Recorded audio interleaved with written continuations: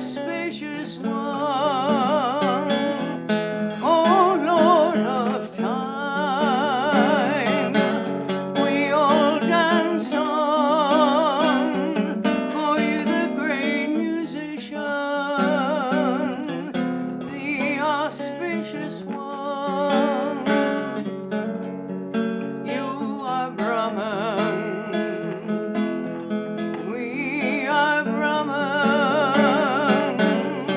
all is Brahman, the auspicious one.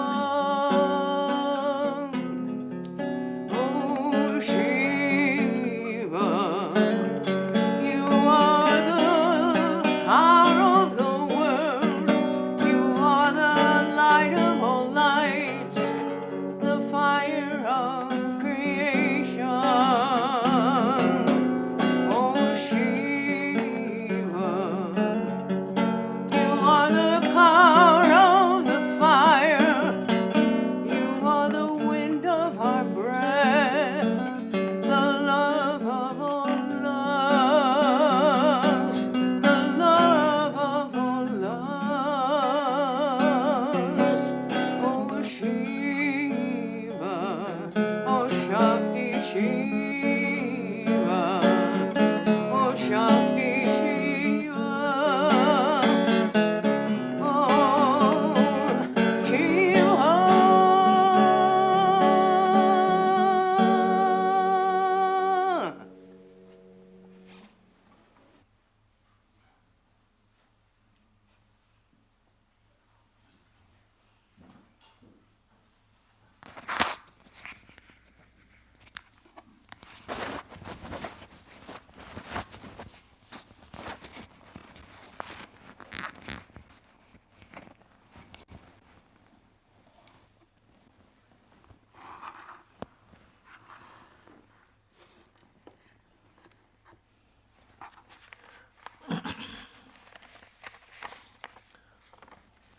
Om Nikhilo Bhuvana Janma Sthema Bhanga Praroha Akalita Mahimana Kalpita Yatra Tasmin Subimalo Gaganabhi Isha Sangasthe Api Anishe Mama Bhavatu Bhavesmin Bhashuro Bhavabandha Durito Dalana Daksham Dakshaja Datta Dosham Kolita Kolikalankam Kamra Kalharakantam Parahita Karanayo Pranavicheda Shuktam Natanayana Niyuktam Nilakantam Namami Om Shanti Shanti Shanti.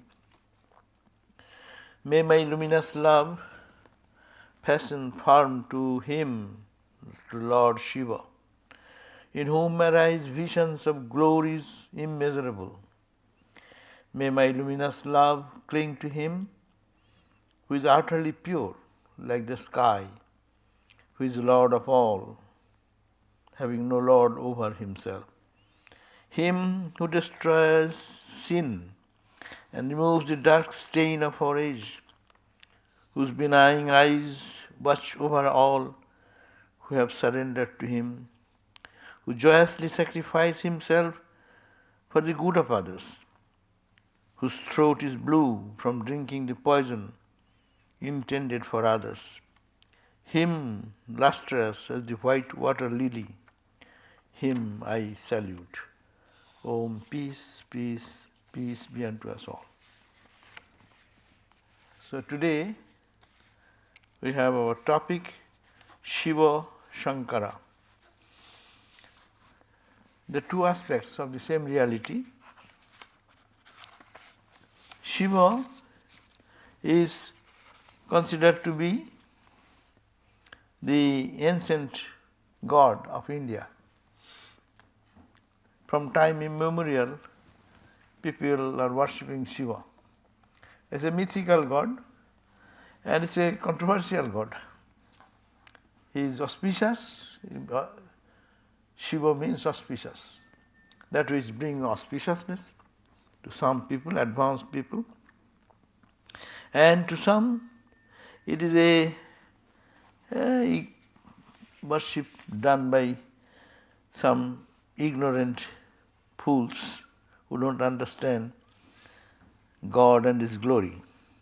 It is a mythical concept of the divine.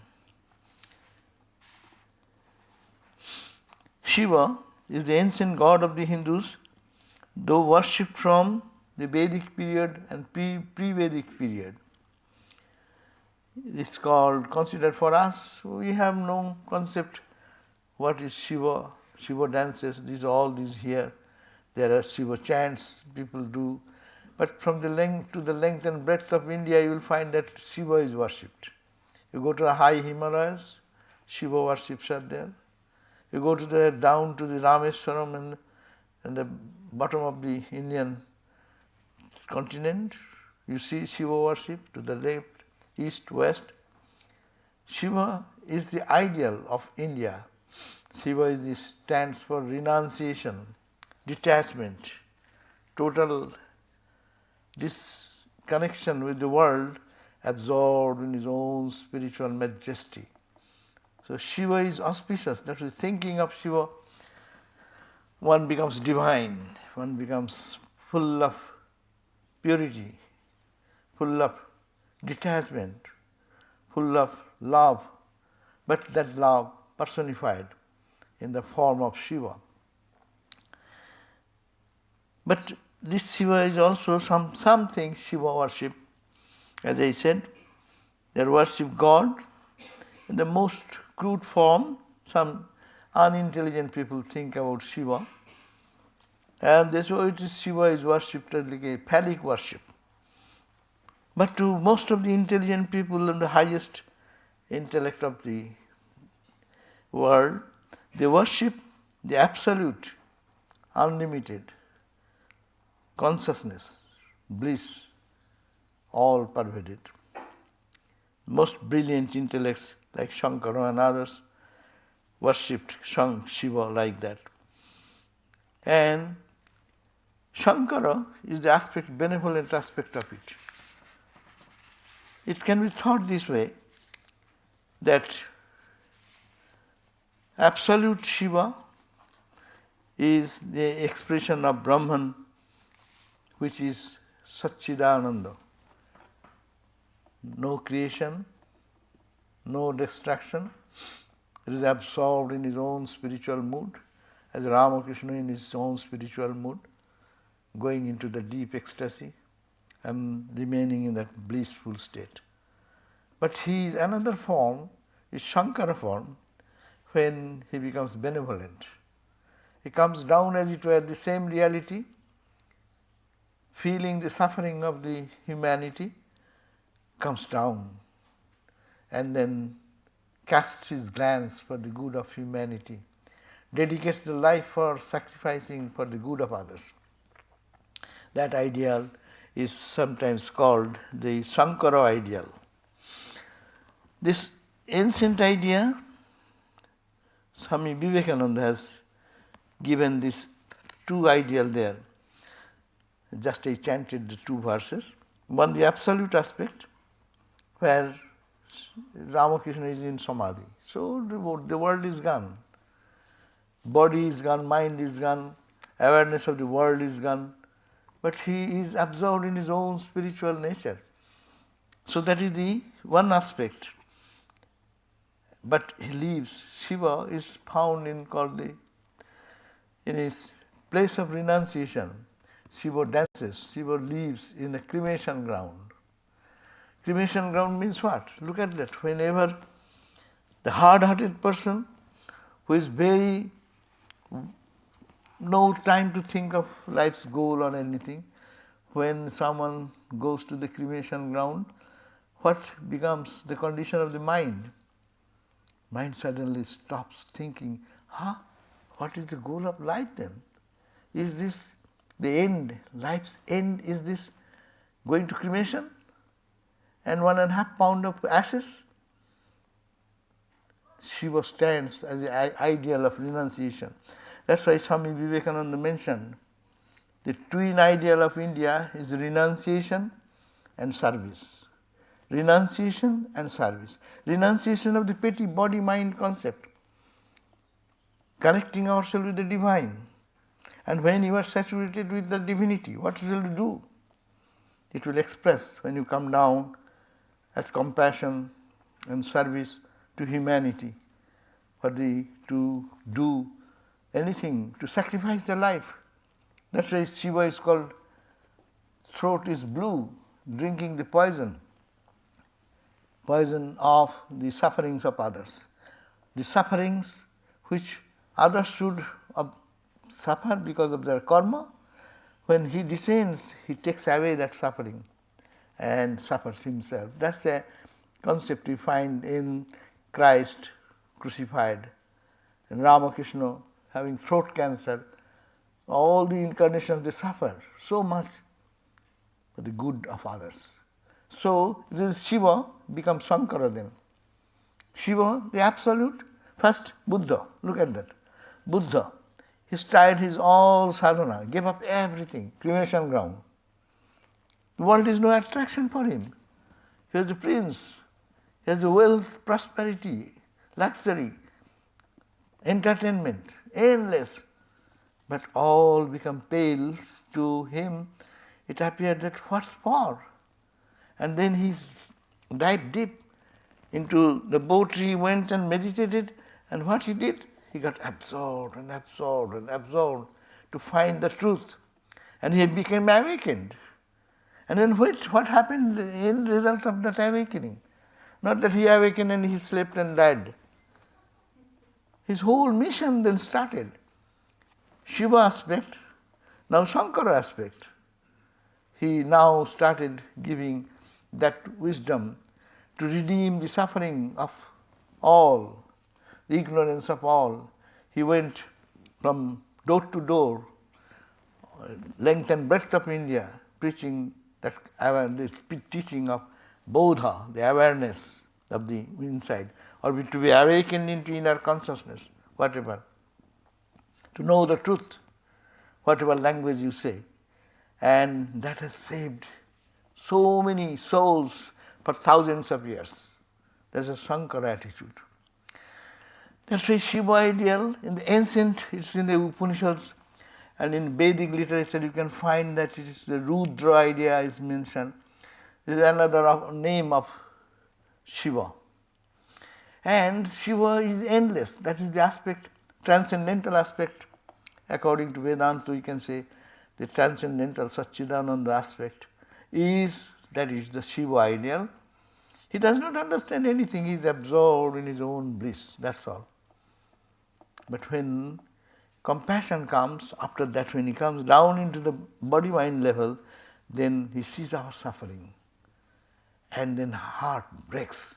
That's why the verse said that the heart breaks for the suffering of others, how to help them, how to free them from their all entanglements and ignorance. So that is the Shankara attitude. Absolutely. That's why, as I said, any person, how hard-hearted may be, how atheistic or a non-believer or believer, whatever, it is common for everyone. When we go to cremation ground, what happens? When we lose our own near and dear ones, and we go to be present there, instantly our awareness comes. What is life? Why am I moving my life this way? Where shall I end? Shall I end in this say end is in the cremation ground in the furnace, and to convert everything into the ashes? Where is my money? Where is my wealth? Where is my education? Where is my, I am poor or I am rich, I am knowledgeable or I am not. Where does it end? That's why that gives the renunciation idea. Question comes to probe into the matter of the world, probe into the meaning of life, probe into the purpose of our being here, and what can we do? That awakening comes. That's why it is Shiva idea, and Shiva, that's why he roams in the cremation ground. if you can find that Sri Ramakrishna is an example of the Shiva ideal. Ramakrishna in the early child, his name was Gadadhar. I am bringing mythical Shiva to living Shiva. Living Shiva who walked in the ground, who like us, and ate, slept, also felt the joys and sufferings of life. What he used to do in his childhood. He was a very small boy. He used to do meditate. And where he selected those places, there is called Bhutir Khal. There is one canal goes by, and cremation ground where people bring their dead bodies and burn. And he selected out of so many places. A boy, nobody had taught him. He used to go into that cremation ground and sat and for meditation. There is another place, it's called Budhui Moral, which is very close to the village and in a remote, little secluded. And even elderly people will be frightened to go there. But Ramakrishna selects his place of meditation into that cremation ground, deep into that area, ghost area, no? When you are children and there is so much forest area and there is a cremation ground in between there. So, but he is fearless. He goes there and sits for meditation. And brother, his elder brother, trying to find where is the young brother gone, does not find anywhere. It's a small boy. Then he cries, shouting, "Hey, hello, Godai, where are you? Where are you?" And the sound comes, "Brother, I'm here, don't come here, there are ghosts." So he is playing with the ghosts. He is happy with the ghosts. But meaning, there is nothing important in life excepting to know what is within and to dive deep into the inner consciousness. And we find that he is steeped in meditation there. That is the early days. It is Shiva roams in the cremation ground. That indicates the symbol of renunciation, tremendous renunciation and detachment. And unless the mind becomes totally detached from the mundane, small, petty things of life, it cannot go for a higher thing. If I am stuck here, how can I go to the higher objective of life? So Shiva stands there, and Ramakrishna we find from the childhood he is carrying that Shiva nature. His mother was standing in front of the Shiva temple, there is in the village, and one day she was talking to her village other girlfriend, and then he saw that from the temple a beam of light came from the Shiva's murti. You find it like a pillar. And she was talking, and suddenly that became brighter, and the whole inner sanctum of the temple became lighted. And when it is flooded with light, and he felt that a beam of light came from that temple and entered into her, and she felt she is conceived with a child, and that is the Gadadhar, Ramakrishna's birth. It is coming from the Shiva nature, where it is only light and light. There is no other attraction, no other thing to draw our mind off from the reality. And they saw that it's effulgent light, and that light took a form of a baby, and that is his birth of Ramakrishna. So Sri Ramakrishna is born with that innate Shiva nature, and in him you see, even he cannot touch a coin. You give a touch of coin and his hand bends like that. And he cries out, "Oh my God!" Once upon a time, you know that story, that he was in Dakshineshwar and his mentor or the financial supporter, the landlord, Mathur, he passed away. Mathur used to take care of Ramakrishna, but when he died, naturally next person was not, their family members were not very kind to Ramakrishna to take care of that, and that time he was going through uncared, but no one to.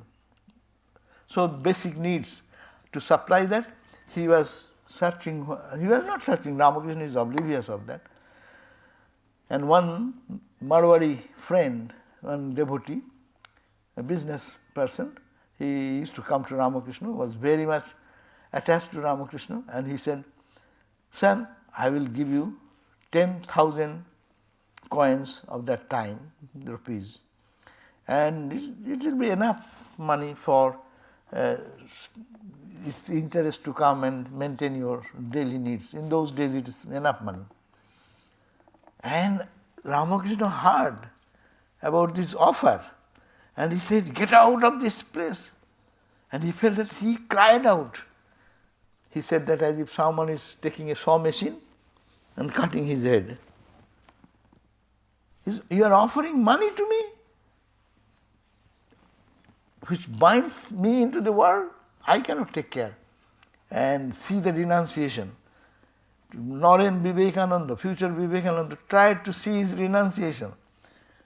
He used to always show that any touch of any metal, and like allergy, we are allergic to pollens, Our sneezing starts. You have no control over that, it starts. Why? Well, some pollens have come. Similarly, Ramakrishna is allergic to the attachment to money, wealth, material things. So when it was touched, he will be jumping out, crying out.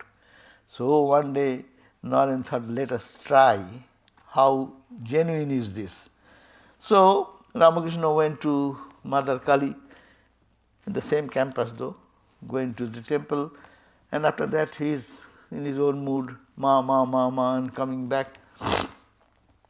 And Naren, naughty boy, what he had done, he put a coin under the bed. And Ramakrishna didn't understand anything. He just came with clapping the hand joyfully, cheerfully, ma, and sat on the bed and he jumped out and cried out. And then he said, "What happened?"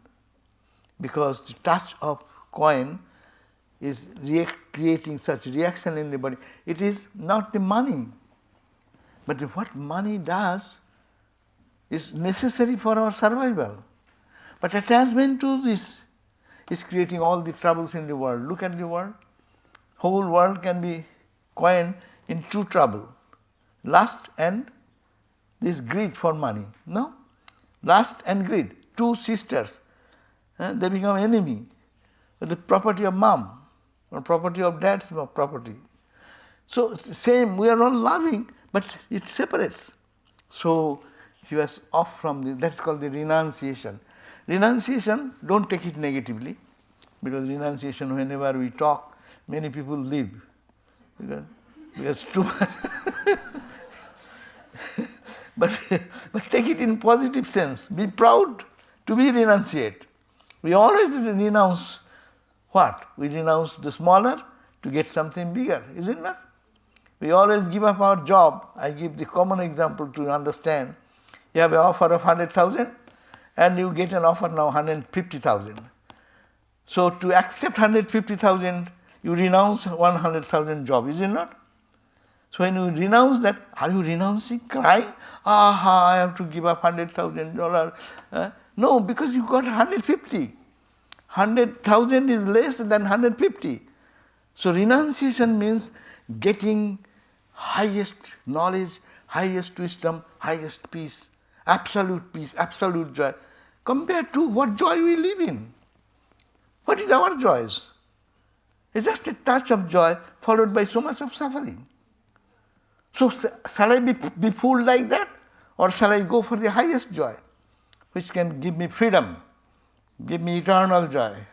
No one can take away that joy. That comes within samadhi. But samadhi will not happen. We all meditate. Why our meditation does not give us joy? Yogis are meditating, Swami Vivekananda used to meditate. Snake will rise on his body, he will not understand. How? It is so absorbed in the inner light, inner peace, that whole world drops away. It is called renunciation. You have all renounced. See, where is your home? You have renounced your home, driven so far away, came into the temple and sitting over here. Are you not renouncing your home? For what? We are talking, no? but talking about our real nature. So this is called attachment to something, and detachment automatically happens to the other. It is not forceful thing. Renunciation should not be forceful. It is not posited on somebody by force. But your attraction for higher will make you ignore the smaller. That is called the renunciation. So Shankara, Shiva, stands for the renunciation. In the cremation ground, Ramakrishna is worshipping because the world is meaningless to him until and unless we know what is within, the Shiva nature, the transcendental nature which is all bliss and peace. So that is the charge, it is the Shiva nature is bringing in. And then that's why Ramakrishna's life we find, Vivekananda's life we find, all the saints, look at the saints, look at Christ, look at Buddha, whom we adore, the whole world adores them because of their renunciation. We all adore, we all respect in human society whose dedication is great. Abraham Lincoln, we consider him. Why? Because he did dedication for the country, dedication for humanity. We look at any great soul, dedication, renunciation is the criterion of that. And India always stood for that renunciation. Kings renounced there. You will find that in the Upanishadic time, the sages, there are well-established people in the society, at the mature age, they are renouncing this and going into seclusion. For what? For searching out who we are, what is our divine nature. That is the Shiva nature. And it is not out of frustration. There may be renunciation out of frustration. Suppose someone's relationship broke, and that moment mind becomes really charged with separation idea. And that is renunciation. But it does not stay. When you get another relationship, you forget that relationship. But it is not for that. It is going for the highest and then giving up what is the lower one. So this ideal is Shiva ideal, and Shiva stands in Samadhi, Shiva stands in his own glory. And that's why, who is Shiva? There is a mythical story. 3 gods are there in Hindu mythology: Brahma, the creator, Vishnu, the preserver, and Shiva is calm and he destroys all these things. See, all our fun will go away. If you loved Shiva, then all fun gone. Shivaratri is coming this Wednesday. What is the formula? You are a worshipper of Shiva, you know. Other worshipper, food is there. You can get good food, good meal, good prasad. No. But for Shiva worship, you have to fast from morning till night. Not only that, Shiva, you are worshipping Shiva, you have to whole night, don't sleep. You do repeat the whole, Om Namah Shivaya, Om Namah Shivaya, whole night chant mantra like that. See, that's why many India you will find that Shivaratri is coming. Whole India, that is the day of their fasting. That is the day of their austerity. That is the day of your all sensate enjoyment free life, going into the inner which is beyond sense. So you see, renunciation. And that renunciation is not negative, it is for the highest goal, highest peace within. And that's why Shivaratri, the very, very important point of this to note, that day is not a day of festivity, it is a festive day, but festive day of your fasting. Whole day, if you don't drink a sip of water, that's the best. If you cannot, then drink water. If you cannot, then take juice. If you cannot, take fruits. If you cannot, then take bread and toast. If you cannot eat everything. But that is not the worship. Worship is meant that you should be totally forgetful about everything, absorbed in the name of Shiva, Shiva, Shiva. And so that means Shiva takes away everything. It destroys. It destroys our hopes. and aspirations of life. Because you know this whole world is momentary and it is not true.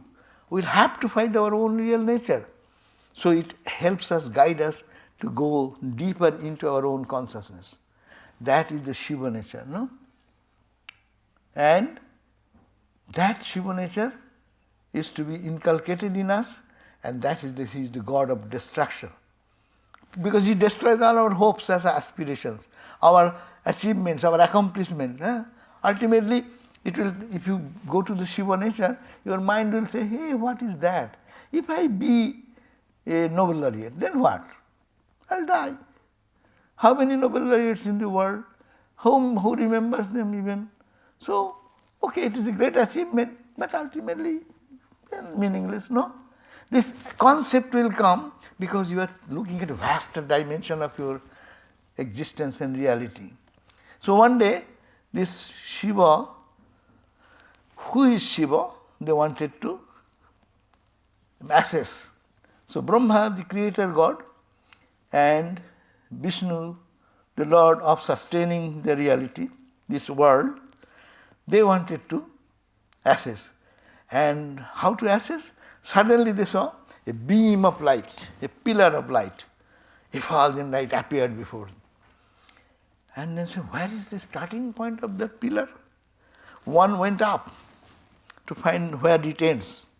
It is said Brahma went down and Vishnu went up.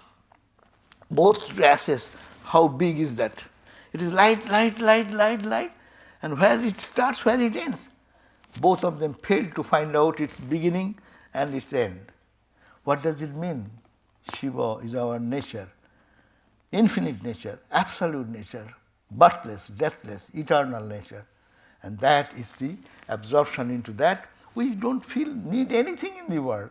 World is insipid to that infinite joy which is Shiva represents, Shiva ideal represents. That's Shiva.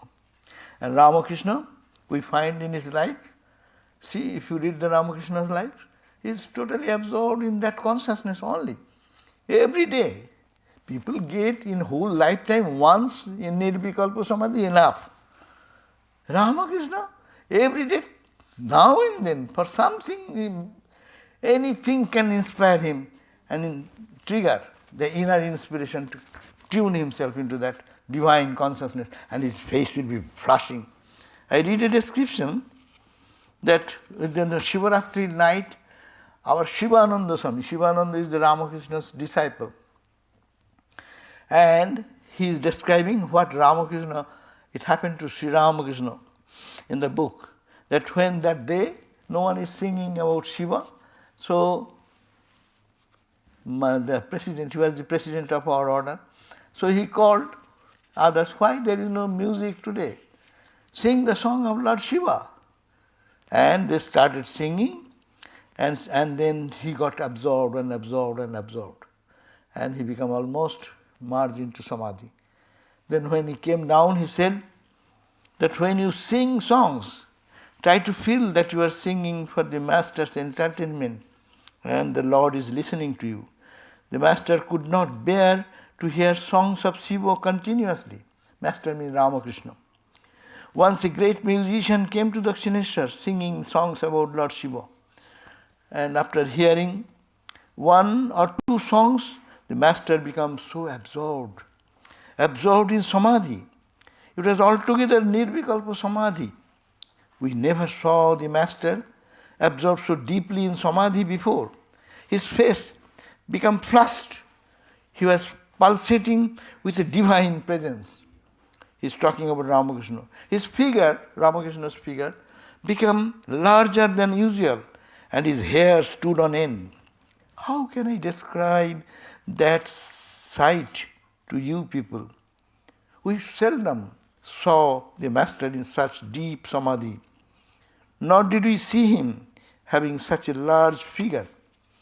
Later on, Ramakrishna stated that day his mind was plunged into a very deep Samadhi, and he had had a hard time to bring his mind down. So he wanted to stay in Nirvikalpa Samadhi. Mind is not coming down. So meditation on Shiva represents, it is Swami Shivananda saying, our Ramakrishna mission Shivananda is the president, second president of our order, Ramakrishna's disciple. Meditation on Shiva represents to nirvikalpa state.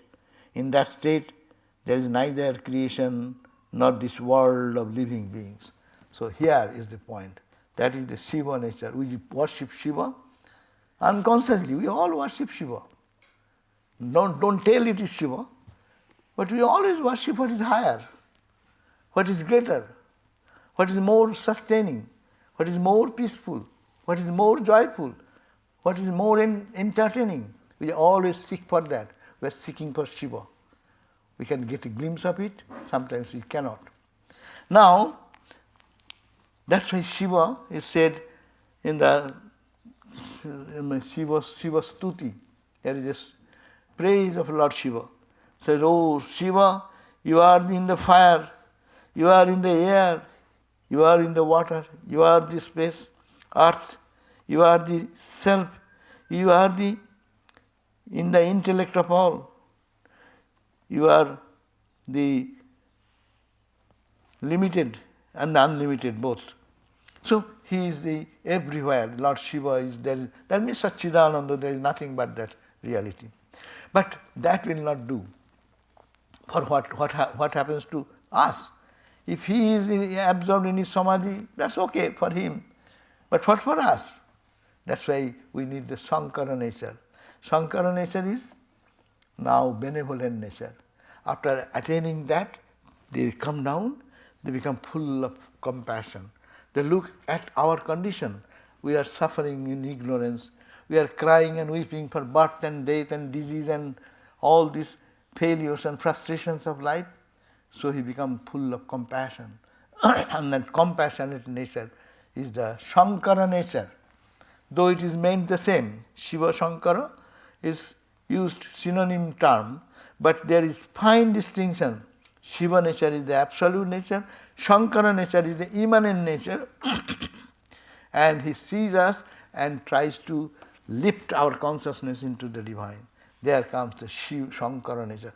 Shankara nature is Ramakrishna himself is Shankara nature, because he used to uplift the consciousness of the devotees wherever he used to go. Coming down from Samadhi, we read the Gospel of Ramakrishna, you find that he is coming down from Samadhi, and what he is doing? He is uplifting the minds of people to the higher level. And not only that, he did his whole life, but he also entrusted that power to help the humanity in another form, Swami Vivekananda. And he pushed this idea of service to humanity as Shiva. That's why it's called Shiva Jnane Jiva Seva. You Jiva, we are all individual souls, we are all suffering, but he is giving the new ideology, that Shankara idea, to serve everyone. But serve everyone with what attitude? We serve, but we get disturbed. I do so much for you, you don't care for me. I am giving my hours and times and days and nights, so we are frustrated after doing service. That is not the service, Shankara idea. Shankara idea is serving God. I am serving God in you, not you, but the divine in you. And that is the Shiva idea, Shankara idea. And that is Swami Vivekananda. That's why that Vivekananda came in this country. He went in the length and breadth of India. And what he saw? Narayana, the Lord, God, Shiva, in so many forms, are suffering because of their ignorance, financial poverty, food, dress, life, living. And he also saw the poverty in this country. Luxury, money, wealth, everything is there. Not now today, but I am talking about 1893 when Vivekananda came here. It's a prosperous country. Everyone is free, freedom. Women's live, and all these things are going on. And to boost them, what they needed? Give them highest teachings of Vedanta in this country. And in India, he said, you manage for your food and drink, you have enough spirituality. that will flourish automatically. He came down as Shankara, the benevolent, loving, caring God of the universe. It's called Narayana. And she was absorbed in Samadhi. But he has been brought down from Samadhi to in this country, in this world of reality. And his mother used to have no son. So that's why mother used to pray to Lord Shiva. And with much prayer, and he got the child whose name is Naren Vivekananda. When Naren was born, he was so naughty, mom could not control her, control the boy. But mother found a trick how to control in one sense. When he cannot be controlled in any way, he used to put some water over his head and say, Shiva, Shiva, Shiva, Shiva. And he is perfectly calm and serene. His Shiva nature, as soon as he uttered the name Shiva, Shiva, Shiva, he became calm and perfectly sweet and sober. So mother used to sometimes say, I asked Lord Shiva to give me a child like him, and he has sent a demon from his group.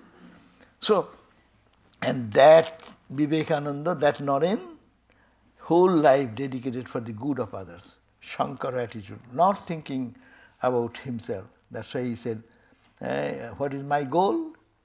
My goal, Swami Vivekananda said, it may be that I shall cast this body off like an old worn out garment, but I shall not cease to work.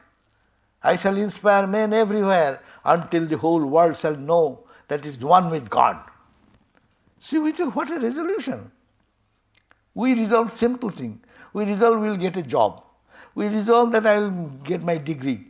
I resolve that I will get this achievement. Oh, mother, look at mother. Swami Vivekananda, he is saying, it may be that I shall cast this body off like an old worn out garment. As we throw away our old out garment, yes, the body I can throw away. But even if I die, I am not going to stop my mission.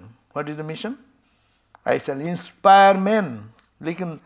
I shall inspire men everywhere. It is not limited to any country, any gender, any sect, no sectarian attitude here. Universal Vivekananda. He says, it may be I shall cast this body off like an old worn out garment, but I shall not cease to work. He is still working behind all of our heart, inspiring. What is his mission? To inspire everyone until the world shall know, until we all know that we are one with God. In me is the divine. I am his child, or I belong to him. Unless we are raised to that consciousness, he says, my work is unfinished. Even I am not in the body, in a subtle body I will work and inspire in everyone's heart to go for this Shiva nature. Because that is the nature of auspiciousness. That is the nature of perfection. That is the nature of purity. My ideal can be preached in a few words. That is to preach unto mankind their hidden divinity and how to manifest it in every movement of life. See, we desire so many things. And Vivekananda is desiring what? Desiring for the good of all. But arising the consciousness in us that we are not body. We are not limited by body and mind. We are in the body. We are in this room, but I am not the room. Room may be destroyed. Room may be painted or may not be painted. But the soul who resides is ever free to go to that consciousness. So what a tremendous task if we look at.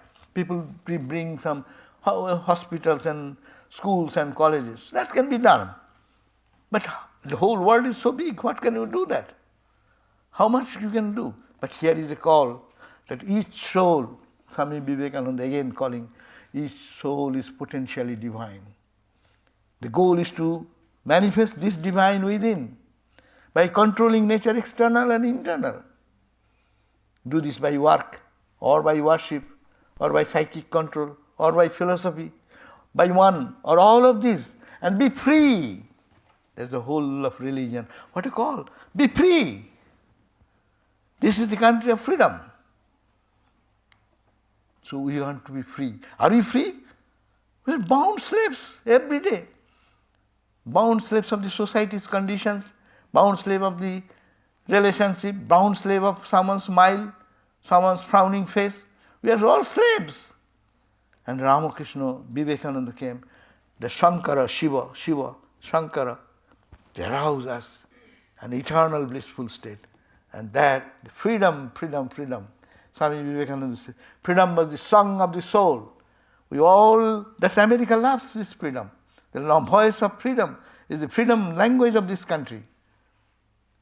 So this is the idea, Swami Shankara, as Ram Vivekananda in the modern age.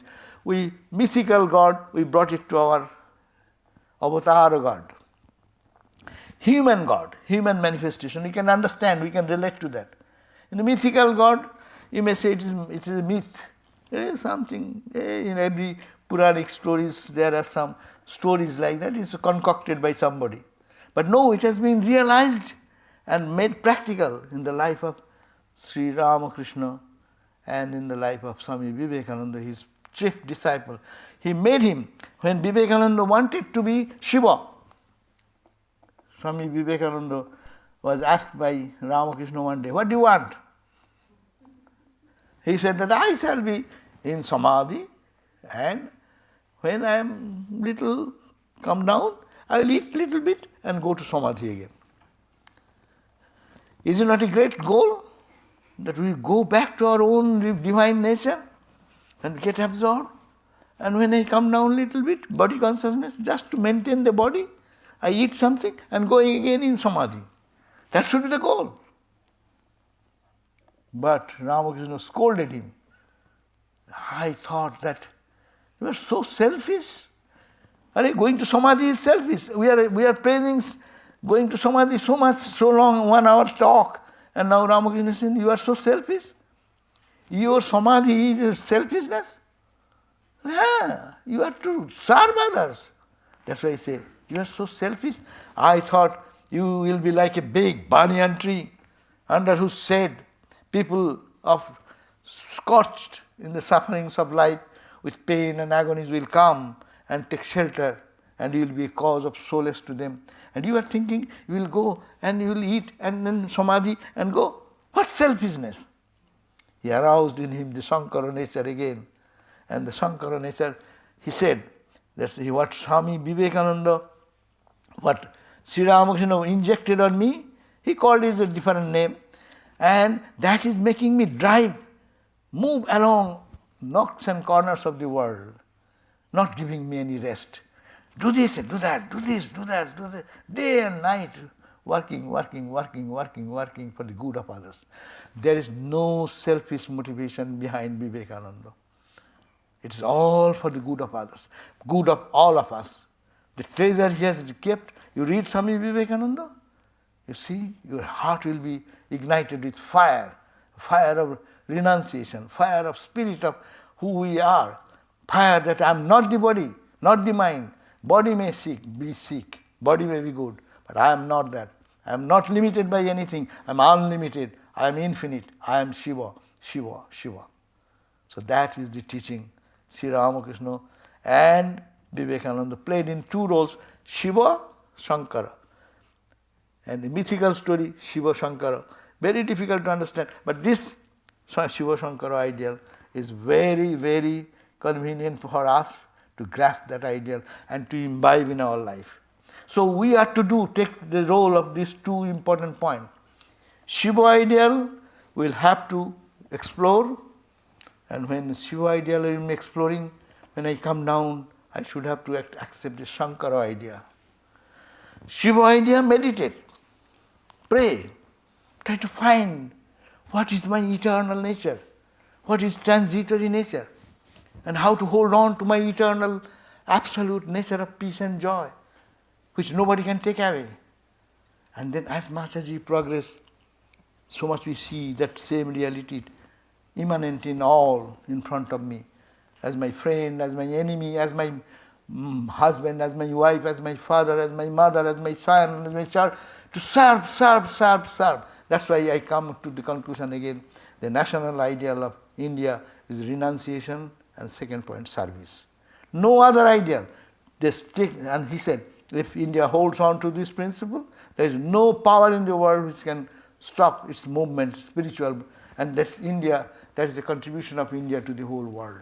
Concept of renunciation and concept of service. As much, what it matters you go to the temple, what it matters you go to the church, and your character does not improve. You don't feel for anyone's suffering.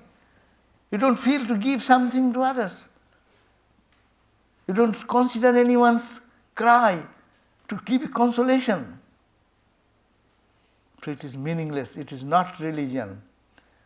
Religion is, according to Vivekananda, realization, and that realization will manifest in both ways, as service to others. That's why he has established this Ramakrishna order. We call the Vedanta societies in this country. The sadhus are the monks in Indian tradition. They will go and wander around and beg food and live in meditation and contemplation and study. No, the whole Ramakrishna movement, go to our website, Belur Math website. See the whole worldwide activity, tremendous activity going on. Schools, colleges, hospitals, orphanages, this, that, women help for self-sustenance. All these projects are going on. Tremendous activity. Where? Serving. As you are going inside, it should manifest outside. Otherwise, who cares for your spirituality? You be a great spiritual person if it does not help us.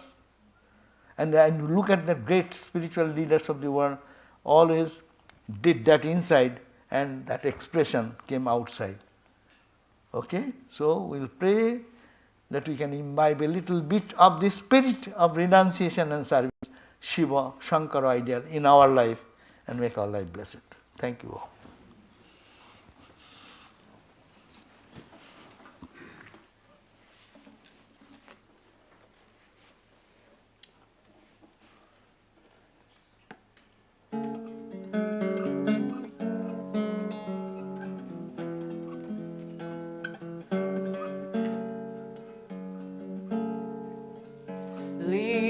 From illusion to truth and wisdom's sight, lead us from the darkness that fills up night. Lead us from death to endless life, to your heart of love, your eternal light.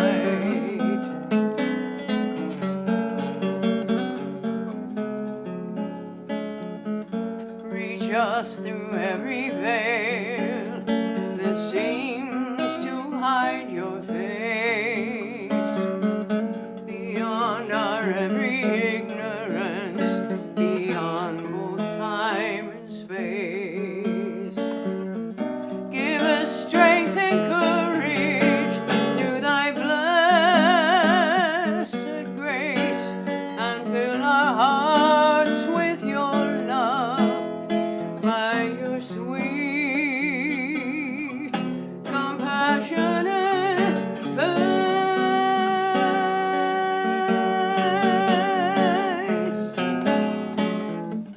Om Tat Sat Om, Om Tat Sat Om, Om Tat Sat Om, Om Tat Sat Om.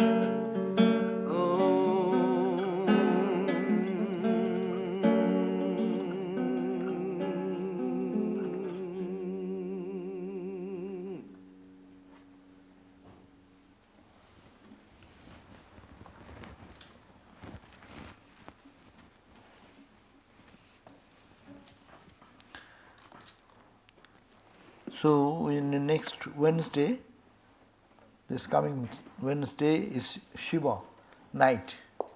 So the first watch will be started at 6 p.m. and second watch 7:30, third watch will be 8:45, and fourth watch 10. That means by 10:30, 10:45, worship will be over. 11 is the last. It was half. Half. 11's over. Okay. So that's the please come to join. But as I said, Shiva is a renouncing God.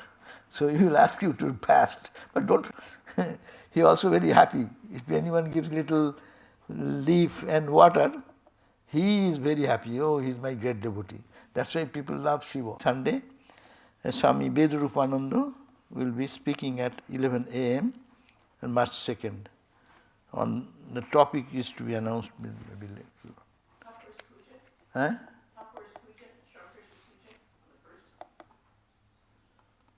Saturday, next Saturday. Oh, Ramakrishna? Yeah, Krishna's Puja Saturday. So Ramakrishna's puja on Saturday. And Sunday will be the lecture. Huh? Okay. So Sri Ramakrishna's puja also on 1st of March. So please join us. 10 o'clock, no? 11 o'clock Saturday. 11 o'clock. 11 o'clock Saturday. Okay. So we end here. We'll have some question answer session. If you have anything, you can come back after greeting and then we can spend some time. And I end with the same song what we heard now. The song is Asato Ma Sadgamaya. So let me chant with a closing chant. Om Asato Ma Sadgamaya Tamasho Ma Jyotirgamaya Mrityor Ma Amritangamaya Aviravir Maidhi Rudro Jatte Dakshinang Mukham Te Namang Pahi Nityam Te Namang Pahi Nityam Om Shanti Shanti Shanti. O Lord, lead us from the unreal to the real. Lead us from darkness to light. Lead us from death to immortality. And evermore shine in our hearts with your resplendent face. Om peace, peace, peace be unto us all.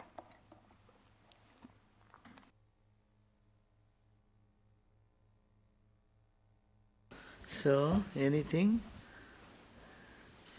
Any question?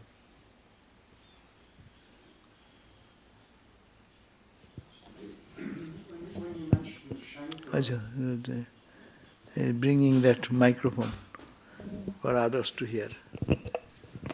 when you mentioned Shankara, and you mentioned the man going from house to house, that's not the picture that often arises for me. The picture that often arises for me is the philosopher, the withdrawn philosopher. And you speak of a man who is a man of the people. I mean, how was Shankara's life? How he didn't live very long, did he? He died as quite a young man.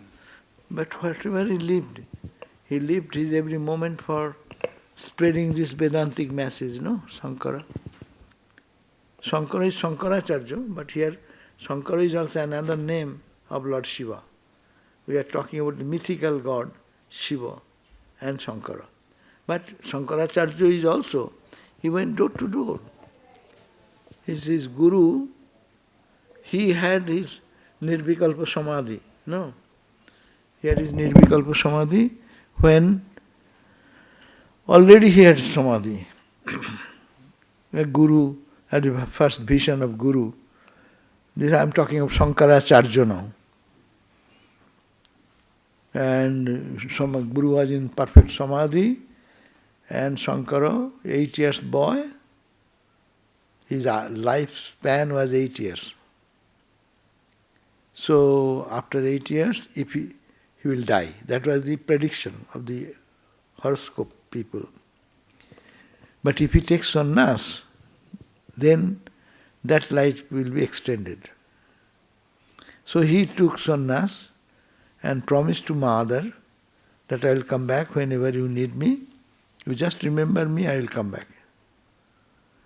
So And he then went for in search of Guru. He was not even 8 years old.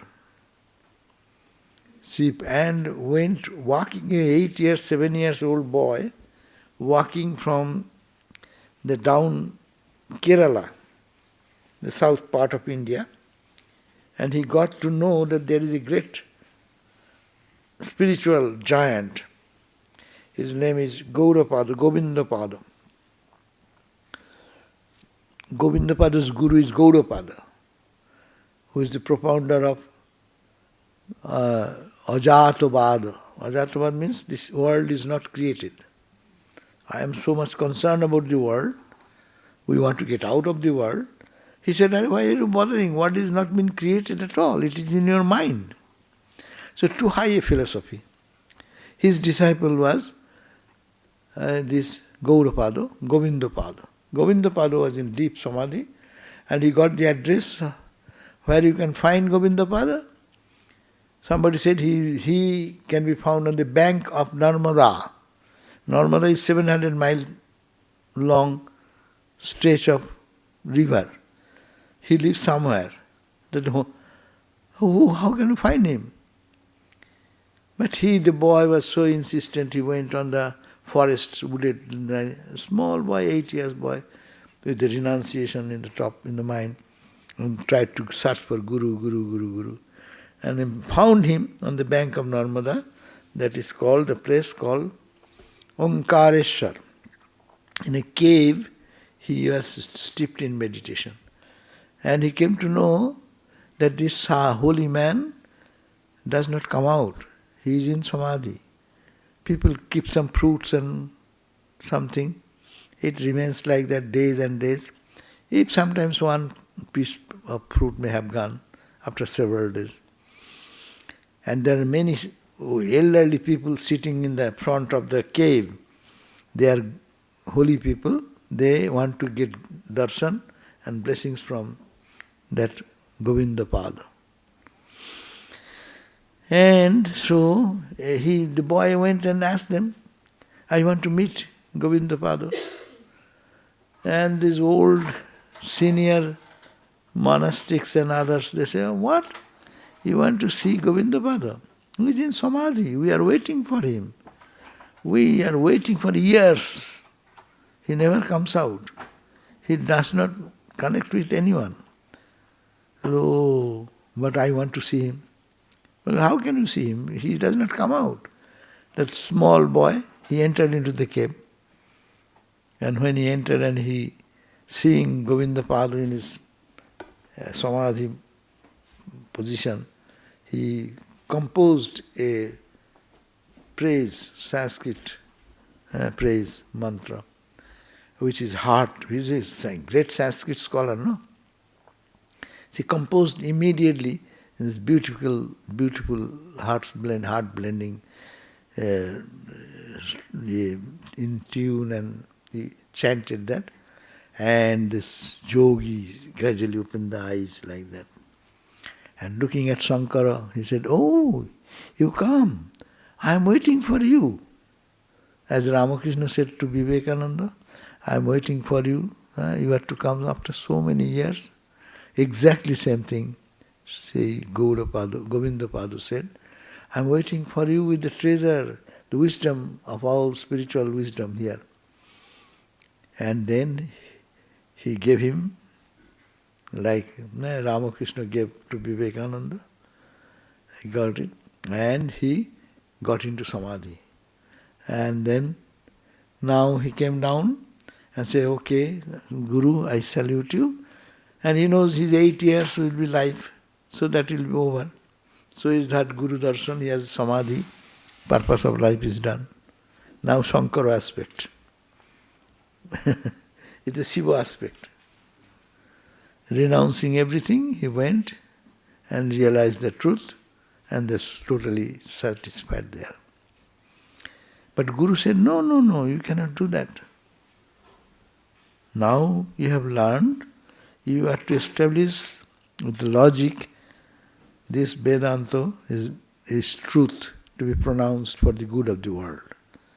I extend your life for another 8 years. the Guru said, I extend your life another 8 years. He said, I don't want. Well, no, you have to do that. So he got his life extended to 16 years now. 8 years already gone. Rest of the 8 years, then he went to Benares from Omkareshwar, walking again walking. In those days there is no other convenience. And went into that Benares, Kashi. And went into the Kashi and started writing. And few, because of his extraordinary scholarship, few very bright and intelligent students gathered around. And they lived with and he is building up their life and teaching them in a monastic tradition and Upanishadic tradition. He started composing the all commentaries we find. 10 Upanishads, so many compositions and this and Brahma Sutra, a commentary on Brahma Sutra, Upanishads. So he continued to write that, and for almost he is coming another 8 years past that way. And that time, very interesting story. That time he was 16 years old, so he is thinking my life's work is done, Guru has told me, I am finished that work. So I will now leave my body. And suddenly one day he was in the Benares, Kashi. He was near the Shiva temple. So every day he used to take a dip and coming to Shiva temple. And suddenly one gentleman came, bearded old man, just he say, I challenge your commentary. I challenge your commentary. And that is a tradition. You have to, any scholar challenge you, you have to stand there and start arguing and giving your argument that you are right. So he said, okay, so let us go on questioning. This is India, very unusual. Anyone unknown person saying, I challenge you, and you start discussing high philosophy. But you don't know who are you, where are you coming from, what is your, why are you asking me? No such thing. This is peculiar India. And so they started discussing. But the discussion was going into such fine analytical description that both of them giving argument, it becoming subtler and subtler and subtler. Even the audience, top scholars of that time, they could not understand what is going on. So one day it remained unresolved. Then the old man left and again came, tomorrow we'll start again. Again, second day came. Again, third day. And then, then no one, it struck to the minds of other devotees or anyone that why not ask, who is this guy? Where did he come from? Ultimately, Shankara asked, who are you, sir? What is your name? And this. After 3 days constant argument, whole day argument, he's asking, who are you? And Shankara suddenly saw that old man is Vyasadeva, whose name we find. Vyasa wrote the commentary of the Brahma Sutras as composed by Vyasadeva. And this has many misinterpretations. That's why so many philosophies have come. Actually, aphorisms means, in short, you describe a high philosophy. Athato Brahma Jigyasa is one verse. Similarly, there are so many verses. Atho means what? Simple word, but if you go on explaining, you can write a book. Athato Brahma Jigyasa. This Atho Brahma Jigyasa. To explain this, you need to read so much of book. So, he appeared and said that, Shankar, I am very pleased with you. I am Vyasa, who wrote the commentary. Not the commentary, who wrote the sutras. the original aphorisms. I wrote it. And this is the intention you have explained, that was my intention. But others have misinterpreted it and created different philosophies, that this is my opinion, I sanction it.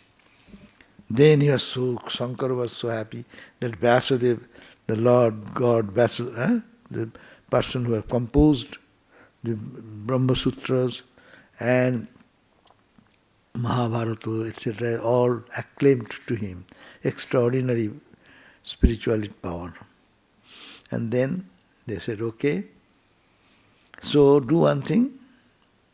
Now, 16 years over, he said, now I entrust you a responsibility to spread this Vedantic explanation of Brahma Sutra to the whole country, length and breadth of the country. Because Buddhistic influence that time has destroyed the Hinduism.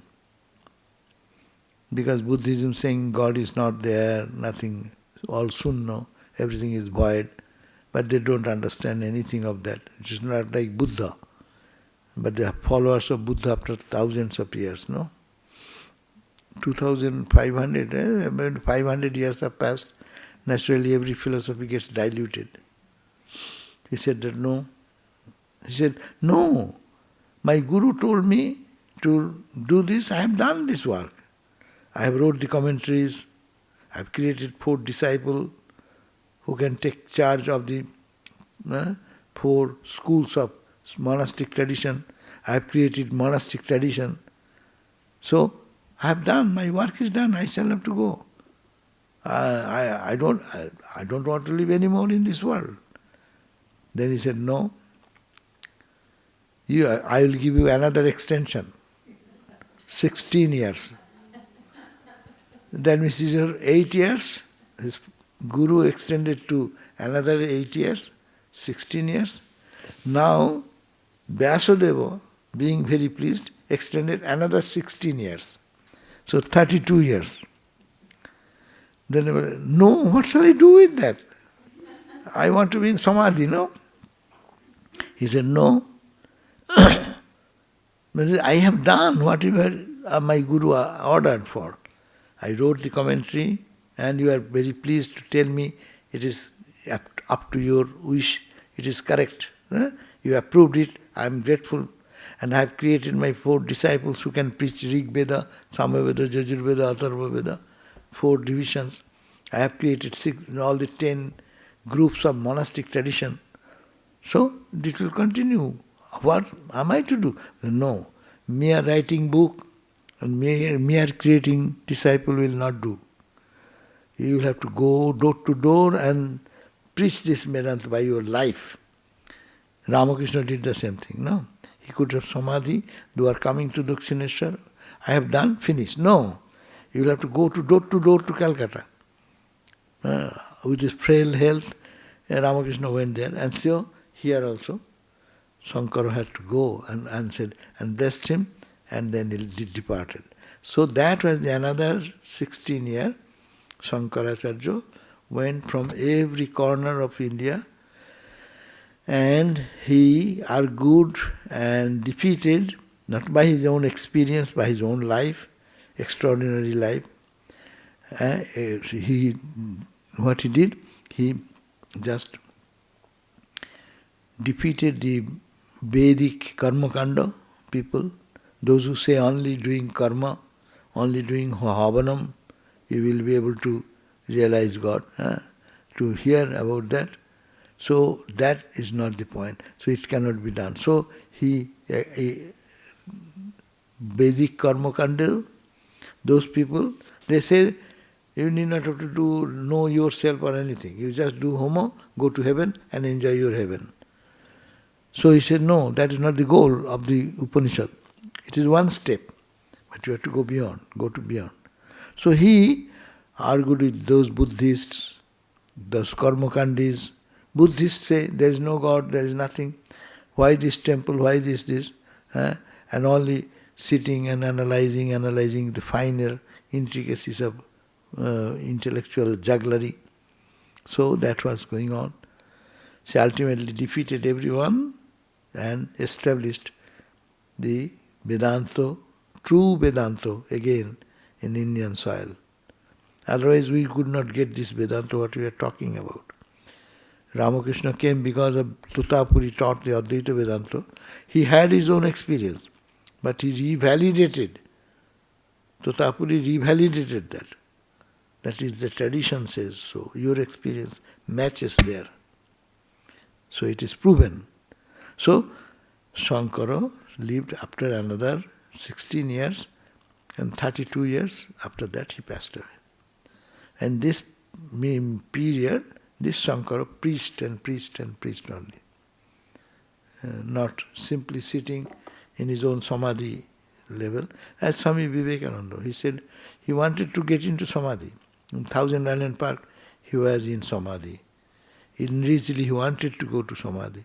And all meditation, meditation, meditation. It is his very nature. His own inner tendency is to meditate and dive deep into the self. But God has a mission, so Shankara attitude. So he has to run. Even last day of his life also, he did so much. So that is the thing, Shankara idea.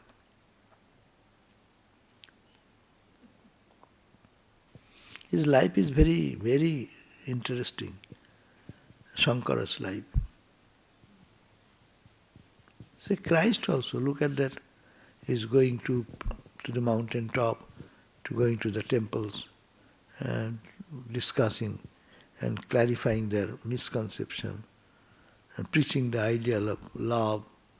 So it is all Buddha, moving from one corner to the other corner, giving them the courage, encouragement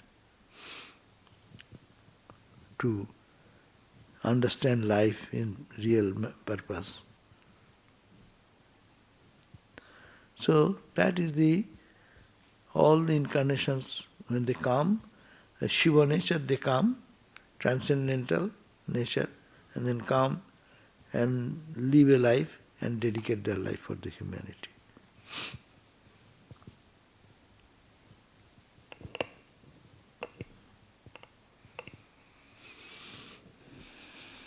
Okay?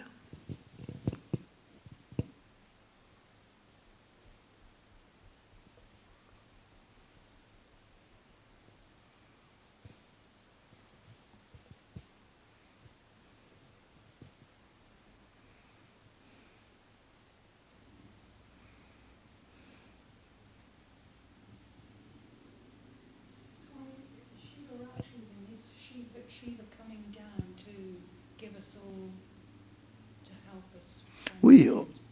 Shivaratri means the day, at least you recall that day. Everyone thinks that this is the day of fasting, this is the day of constant remembrance of God. Why fasting? Fasting is the English translation of the word, Sanskrit word, upavasa. Actual Sanskrit word is fasting in Indian spiritual tradition, upavasa. Upa means close, coming close, vasa means stay. That means you are residing outside, you come close to God and stay there. For that reason, you don't have no time to eat, drink or anything. Remember God constantly. So that is the celebration is done for Shiva night. So it's for us to get as close as we can, basically. As much as we can. But people cannot do that. People simply think, I'll fast and I'll talk. Don't talk anything but God. But they talk upon on Monday. In India, there is a tradition, Shiva night, you will have to observe. India, as I said, everything is spiritual. You have to mix religion with it.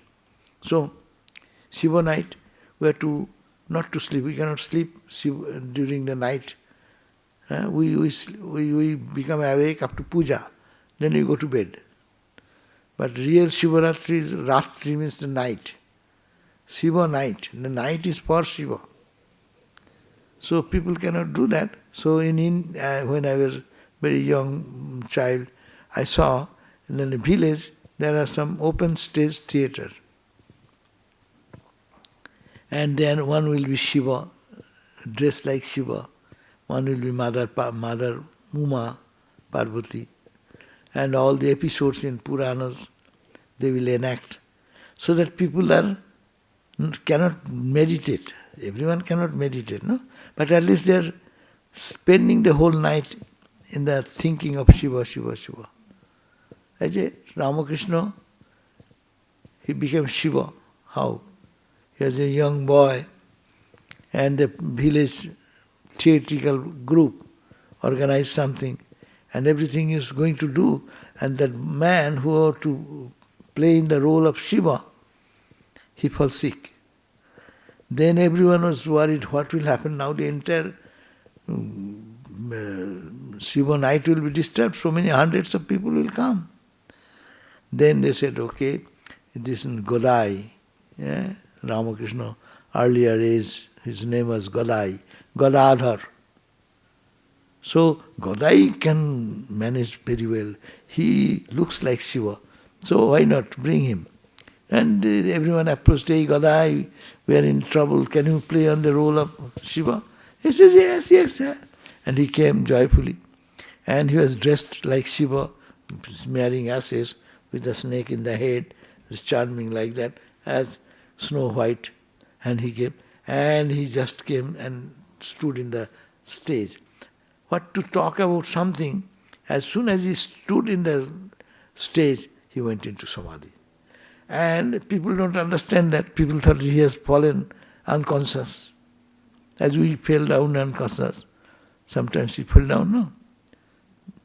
Losing balance or something. So they thought it is ghost has taken position. There's such prejudices are there in India in those days. Ghosts are everywhere. So anyhow, but Ramakrishna went into Samadhi. They took him and put him back to his room. He was in that mood whole night. So that is the Shiva open stage theatre. That was this tradition. To keep your mind in Shiva thought, if you cannot, at least the lila, the divine sport of Shiva, which are described in the Puranic stories, you can enact and keep your mind. Main thing is that you remember God whole night, whole day. And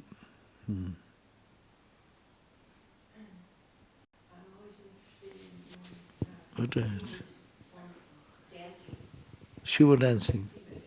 Did you hear? I'm interested in Shiva dancing. Is it working? No? No, you have made it off. Did you made it off?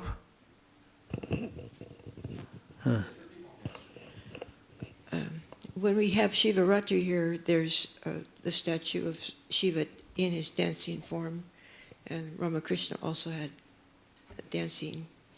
And how does that relate to our... Dance is a part of your emotions, no? When your emotion gets upsurge, you express it in dance form. Anyhow, whenever you feel little happy, don't we dance ourselves? Oh, see, this is the idea. And Shiva idea is Shiva dances, and also rhythm. It's a whole cosmos. The dance is the dance of whole cosmos. Every ripple in the ocean is Shiva dancing. And in nature, all these changes happening, it is Shiva dancing. Yeah, Shiva devotees think that way. And it has a rhythm. It resonates with our breathing, our life, our existence. It is all Shiva dancing. You can think that way. Is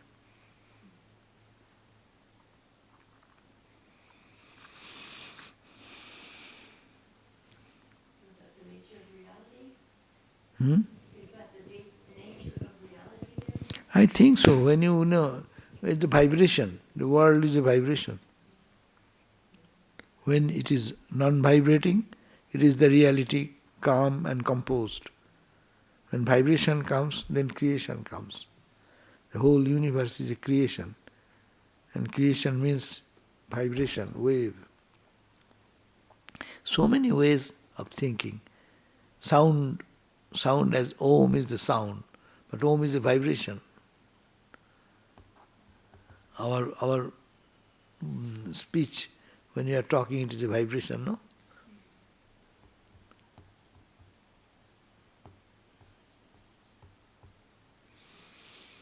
Okay, then we can meditate a little bit, or you have to go, whatever.